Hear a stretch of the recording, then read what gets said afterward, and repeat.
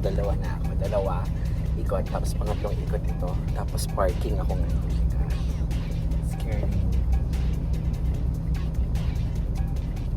Wala akong kasama. Tapos yung mga kasunod ko yun. Yung mga yan. So let's go.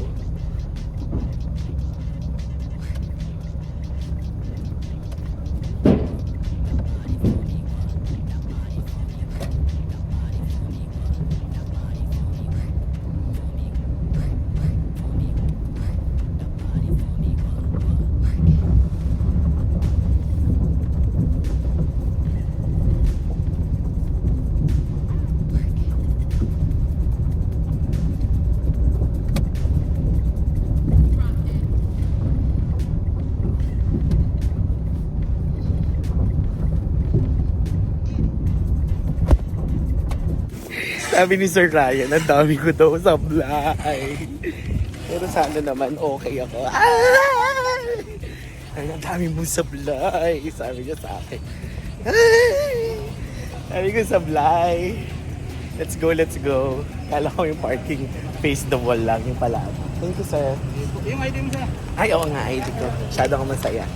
Yee! Dami kong sablay, sabi ni Sir Ryan.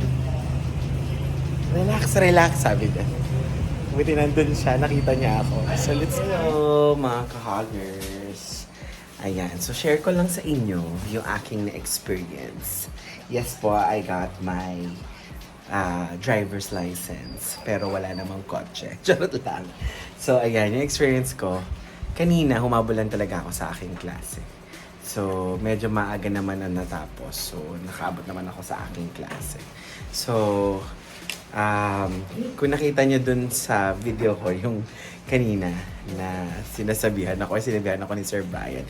So, Sir Brian po ay aking instructor sa driving school. Nagkataon na dito, nakita niya akong sumasakay sa isang sasakyan. Sabi niya, siguro alam niya na, ano na to, magdadrive na to. So, hindi naman siya tumatakbo, pero nakita ko siya papunta. Tapos sabi niya sa akin, bintana. So, bintana. So, pinuksan ko yung bintana. Tapos sabi niya ganun. Sabi niya,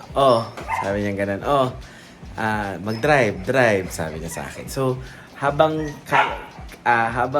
nagdadrive ako or habang nagbabak ako palabas sa parking, nakita ko siya. Tapos natitense ako na nakita ko siya. Doon nung nandun ako sa sasakyan, kung nakikita niyo dun sa isang video, relax ako, tapos nakita ko siya. Sabi ko, ay, siya. Sabi ko, pero of course, na-touch naman ako. Kasi pinuntahan niya ako. Tapos, syempre, bawal akong turuan, di ba? So, pumunta siya doon sa kotse niya. Tapos, sinisigawan niya ako. Okay, sabi niya gano'n. Okay, right. Sagad. Sabi niya. Tapos, okay, drive. Sabi niya gano'n. So, yun. Tapos, napakawalan na ako. Umalis na ako sa parking. And so on and so forth. So, 2 ikot sa kaliwa. Tapos, isang ikot sa kanan. So, tapos nung pumunta na ako sa parking, sabi niya, wala siya. So, nagpark ako. Twice ka kasi magpa-park.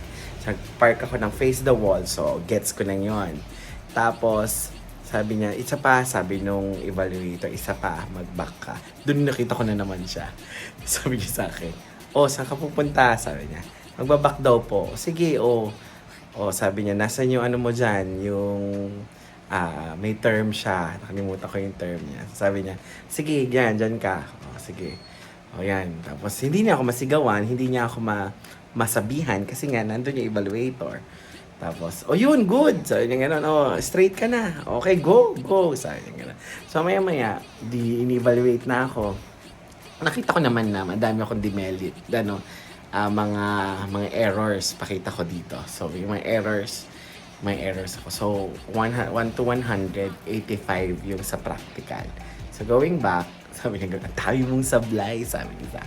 Sabi ko, pero nakita ko naman yung grades ko, okay naman. So, sabi niya, ang dami ko nga daw sablay.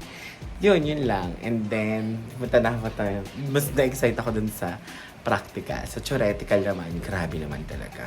Nakakakaba naman talaga yung theoretical na yun. Pinili ko po ay Tagalog. So, marami akong YouTube. Actually, 3 yung pinanood kong YouTube.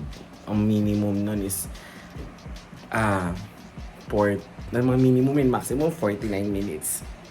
yun. May mga lumabas naman. Tapos si Friendship, ni-review niya ako last time. May dalawa dun sa ni-review namin. May dalawa akong tanong may dalawa siyang tanong na napasama sa question sa theoretical. So, out of 60, 50 ako. So, ang passing score is 48. Siyempre, hindi ko naman kailangan objective na maka-perfect ako doon, no? So, okay na yun sa akin. Hindi ako napahiya about sa theoretical. So, ayun. So, dire-diretso lang. And of course, bawat kibo doon is may bayad, di ba? So, yun. Nagbayad ako nito. Ito nga yung sa license. And then 500 something, tapos of course 100 din sa exam. Pag hindi ka daw pag naging 48 ka or 48 or 47 na failed ka, mag-isang daan ka na naman. Maaga ako doon, 6 pa lang kami nag-exam, 5 yung pasa, tapos 1 yung hindi. Meron sila dong mga parang attendance sheet or sheet 1, 2, 3. Pag sa 1, baksak ka. 2, pass ka. 3, ikaw yung dun mo ilalagay yung score mo. So, yun lang. And sobrang happy. Sobrang nakaka-happy na, ayan, meron na nga akong driver's license na wala namang car. So, I'm praying na magkaroon ng car in the near future para at least okay tayo. So far, mag-ano pa ako. Habang wala pa, habang pinagdadasal pa natin yung car. So, mag-practice pa naman ako. So, yun lang. Sinare ko lang sa inyo yung naranasan ko. So, thank you. Until next time, mga ka-huggers. Bye.